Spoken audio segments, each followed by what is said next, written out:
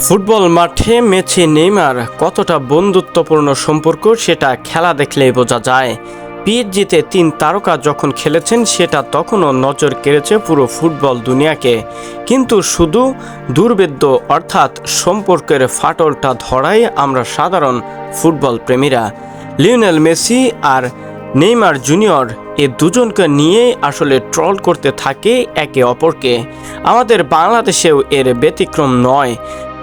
সদ্য সমাপ্ত হওয়া কোপা আমেরিকার আগে নেইমার জুনিয়রকে নিয়েছিল সবচেয়ে বেশি শঙ্কা।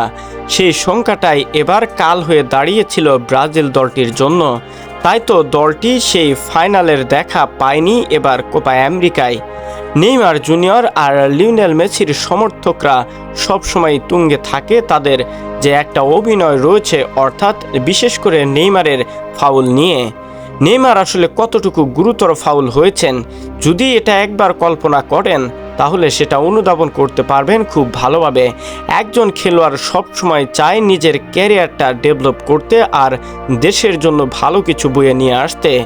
নেইমার যদি ইনজুরিতেই না পড়তেন তাহলে তো অবশ্যই দলের সাথে যোগ দিতেন। অন্যদিকে লিওনেল মেসিকে ঘিরে যে ফাইনাল ম্যাচে কলম্বিয়ার বিপক্ষে একটা ফাউল হয়েছিল, সে ফাউলেই পাটা ফুলে গেছে মেসির।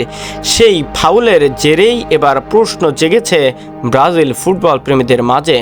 তবে সেটা অনেকেই পোস্ট করেছে। তারা বলেছে মেসিকে নিয়ে ট্রল করতে আমাদেরও মন চায় না, কিন্তু যারা নেইমারের চোখের পানি নিয়ে ট্রোল করে তাদেরকে তো আর ছেড়ে দিতে পারি না। নেইমার যখন ফাউলের শিকার হয়ে মাঠের বাহিরে গড়াগড়ি করো সেটাতে তোমাদের কাছে অভিনয় মনে হয়, হাসি ঠাট্টা করো। এখন বোঝো কেমন লাগে। সব মিলিয়ে চাই না কাউকে ট্রোল করতে, কারণ ভালোবাসি ফুটবলকে, ভালোবাসি ফুটবল খেলা এবং খেলোয়াড়দেরকে। মেসি, নেইমার জুনিয়র সবাই চায় দলটির হয়ে নিজেকে রাঙাতে, দলের জন্য বয়ে নিয়ে আসতে চান দারুণ কিছু উপহার। সে লক্ষ্যেই সকল খেলোয়াড়ই মাঠে নামেন। নেইমারও এর বিপরীত নয়। যদি সে দুঃখই না পাবে তাহলে কেন ফুটবল ছেড়ে বাহিরে থাকবে? নেইমার জুনিয়রের ভক্তরা আসলে অনেক কষ্ট পেয়েছে এমন কিছু ট্রোল করার জন্য।